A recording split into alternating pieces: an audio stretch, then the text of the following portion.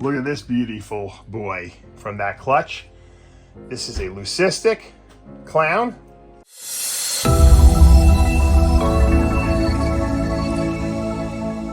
What's up, snake fans? Dave Palumbo here for Muscle Serpents Daily, and I'm standing here with my papaya tree in the backdrop here, and we're gonna be going into the snake room and checking out some cool ball pythons today. Stuff in my collection that I love, stuff that's growing up, yearlings mostly, and we'll be taking a look at a couple different things that strike my fancy, but the picking season should be coming pretty soon. These things are getting really big over here. Look at that. Look at those ones on the bottom there. Those are some big papayas, and I love eating homegrown fruit, something I couldn't really do too much in New York. You know, we had a little bit of a growing season, but not much. Here in Florida, there's always something to pick, or an egg that's about to hatch, or a boa that's gonna be born. Stay tuned. All right, against my better judgment, Pablo decided we did a little experiment. We took our pied rack with all our pied female breeders, and I let him put it on Reptichip, which is coconut husk. And, you know, usually I do Bounty paper towels or paper towels. And we did damp Reptichip. We're gonna see how these guys do. I'm always afraid that the cages won't get cleaned enough. They look great when you first set them up, but you really got to keep up on it. You can't just ignore, you know, the cleaning just because this Reptichip absorbs the urine and the poop so well. So as long as everything keeps getting cleaned, I'm on board with it. And so we have all our pied females on the Reptichip. We'll see if they hunker down and dig into the stuff and if they really like it or not. And the cage we have a little water bowl dish. It works a little better because they can't move it around and dump it as easily. So we'll see. It looks nice. It looks really nice. We're going to set up all our cages for sure. And speaking of cages, I got some new vision cages in. Yes. So we got 3-footers. They're 3 foot long. You know, they go this way. 3 foot long, and then they're 18 foot high. So they're the same as our 4-footers that we have set up over here. I'll show you this. See the 4-footers, we have our monitors in here. So the 4-footers are the same height, except these are 4 feet in width, and these are the ones I just got are 3 foot in width. I might actually get some 2-footers too, for some of the smaller snakes, like some of the colubrids I want to set up. All vision cages in Palumbo's pythons and boas are going to be set up with Reptichip and naturalistic like type setups with bark and tree branches and stuff like that, so that we can view our snakes in a much more beautiful light and give them a much more naturalistic type enclosure. So we have 4. If you stack 4 of these, it adds up to 72 inches, and that's about 6 feet, which is about as high as you really want to go. It's probably around as high as that rack. So we don't want to go, these ceilings are kind of low here, so we don't want to go too high. Plus, you know what happens, guys. If you have a rack or a cage that's too high, you tend to neglect cleaning that cage because people are too lazy to get up on ladders, and myself included. So this is what we're going to be setting up over the next day or two. I have some water monitors that I bought a pair. I'll tell you about those coming in Wednesday. That'll be that video. So, but Pablo's building us a base with some wheels on it so we can wheel the stuff around, and then we'll set these up. All right, a little update on my Mandarin albino pied project that is almost a year old now. This was a Mandarin pastel double het albino pied. Colors are really getting nice in this as this little boy ages. Debating putting him up for sale. He obviously is not cooperating with us, but very nice. The Mandarin pastel go really nice together, and once again, 100% het pied, 100% het albino. So even if we don't hit the pied and we hit an albino Mandarin, I'd love to see that. And if we hit the Mandarin pied like we did over here, I'd be happy with that. So this is Mandarin pied. It's het albino. So this is one step above that. There's no pastel in this one, but this is just a visual mandarin pied. There it is. Got that very dark head. The mandarin pieds have really dark heads, and that like really burnt orangish coloration. It's funny how it's all pixelated around here too. It almost looks like yellow belly, but there's no yellow belly in there, and that's probably also caused by the mandarin. Very nice. 100% head albino.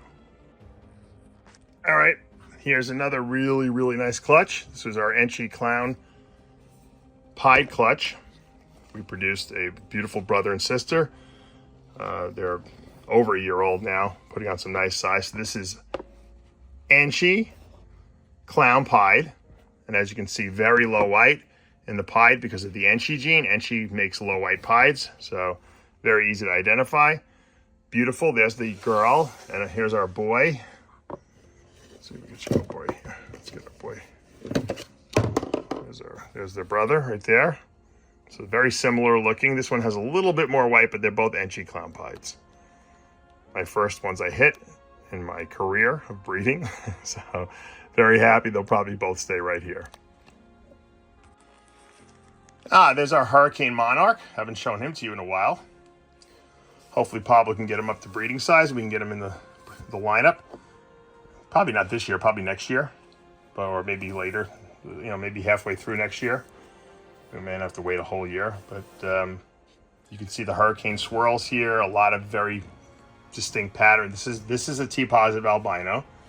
It's called the Monarch. It's not compatible with Ultramel or Caramel. It's its own line. But the Hurricane really adds a lot more darkness to this and gives it a lot more, pattern and makes it a much more interesting look. So we did sell his brother.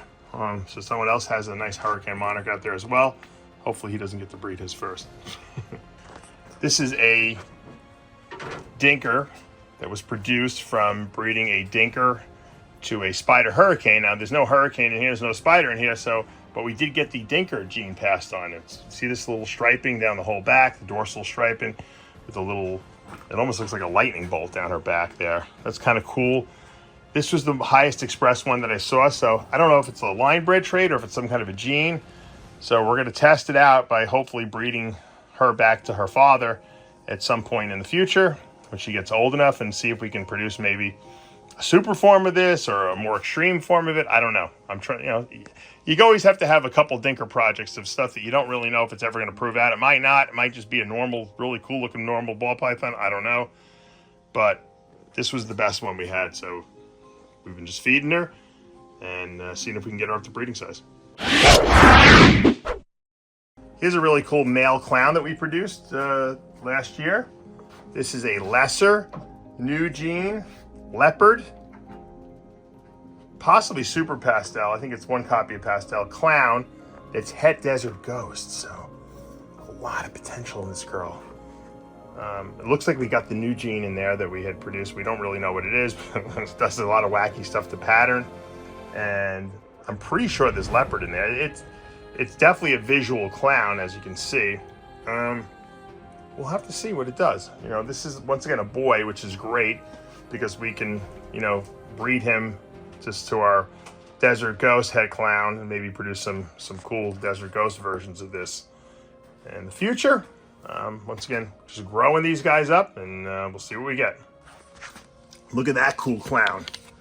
That is a leopard lesser new gene clown. Really cool. Look at the whites in there. I think that's from the new gene. Could be from lesser though. Really wacky. This is a female.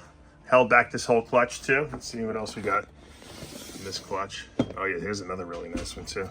Look at this one. This is a male. Also pastel new gene lesser clown. Look at this beautiful boy from that clutch. This is a leucistic clown. I believe it's either super new gene clown, definitively, or super lesser clown. What else is in there? It's impossible to know because of the leucistic nature of it. But if you look, the black eyes have a red tinge in them. It's got a really interesting texture. This clown. It it just doesn't look like a leucistic. It has, like, if you really inspect it, I don't know if the camera's picking it up, you can just see it's got like almost like a 3D texture, the scales, and there is pattern in here. I know it's and it has to be clown because both parents were clowns, so it's very interesting. Like I said, whether it's a super lesser clown or if it's a super new gene clown and we have a new form of leucistic snakes with the super lesser, or I mean with the super new gene, or maybe it's one copy of new gene, one copy of lesser, but I don't think so because I've already produced lesser new gene clowns. So I don't know. I just love the colorations. We actually produced a couple of these, and I haven't let any of them go because I'm afraid, because I don't know. I don't know what's in there. You don't ever let go of anything that you're not really sure of what it is, because you could be giving away something really valuable. So we'll just grow these guys up and see what they do. All right, here's another one of my favorites from last year. This is Banana ENCHI Clown, 66% het pied. So we don't know if it's het pied or not, but look at that, how beautiful that ENCHI Banana Clown is. Isn't that a great looking snake? She's not too happy, but that's a great looking snake right there. I love banana clown stuff, and throw ENCHI in there, which cleans it up even more. And even at a year old, this thing is looking insane. And if it is proving out to be het pied, blockbuster. And we'll just end today with one of my favorites that I've produced of all time, Banana Clown Pied. So no ENCHI in there, that's why we have a lot of high white. But look at that banana. This thing has gotten better. This is a year old, or it's going to be a year old next month. And this thing is nicer than the day I produced it. Look at how beautiful that Banana Clown Pied is. Wow. Wow, and what a powerhouse too. To have banana gene with the clown and pied in one snake. And it's a female. How many people have banana clown pied females? Not many. Banana females are very rare because most banana snakes or banana genes, I should say, are male makers. So we got a female banana clown. Doesn't get much better than that. All right, guys, that's going to do it for today here at Palumbo's Pythons and Boas. Hope you enjoyed today's video. If you did, give me a thumbs up. And, I got to just tell you, sometimes when you produce really cool stuff and you kind of put it in the rack and you let it grow, you feed it, and then you haven't looked at it for maybe 2, 3, 4 months, you pull out something and really take a good look at it like I did today, man, you just realize, wow, maybe the breeding season was better than I thought. I produced some really cool stuff last year. This year we produced some really cool stuff. We're still getting eggs hatching. I think in the next 2, 3 weeks, we're gonna get a lot of clutches of eggs of ball pythons. We had a late season, but just be grateful for what you produced. Don't worry about what you didn't produce or what died or what, came out as a slug. Be happy for what you got. That's the take-home message today. And on that note, if you like what you're seeing, guys, show me the love. Hit that subscribe button, turn on those notifications, hit that like button. I'll see you back tomorrow morning.